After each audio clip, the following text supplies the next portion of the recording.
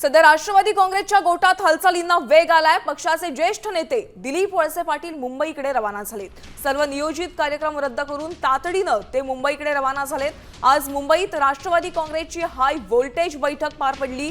या बैठकीत पक्षाच्या भवितव्याबाबत मोठे निर्णय होण्याची शक्यता आहे। या संदर्भात अधिकचे अपडेट जाणून घेऊयात आमचे प्रतिनिधी रोहितदास घाडगे यांच्याकडून। रोहितदास, आपण पाहतोय आता दिलीप वळसे पाटील देखील मुंबईकडे रवाना झालेले आहेत, काय सांगाल? खरं तर दोन राष्ट्रवादी एकत्र येणार ही चर्चा आता कुठेतरी संपुष्टात येताना दिसते। दोन्ही राष्ट्रवादी काँग्रेसचे नेते आज मुंबईमध्ये एक महत्त्वाची बैठक होते। या बैठकीत महत्त्वाचे निर्णय होणार आहेत। खरं तर शरद पवारांच्या मार्गदर्शनाखाली ही बैठक मुंबईमध्ये पार पडते। पुढील काळामध्ये अजित पवारांच्या निधनानंतर राष्ट्रवादी काँग्रेसची सूत्र कुणाच्या हातात द्यावी, आमदारांची फुटी होऊ नये यासाठी काय निर्णय घेतले जावेत, या सगळ्याबाबत चर्चा आता मुंबईमध्ये होणार आहे।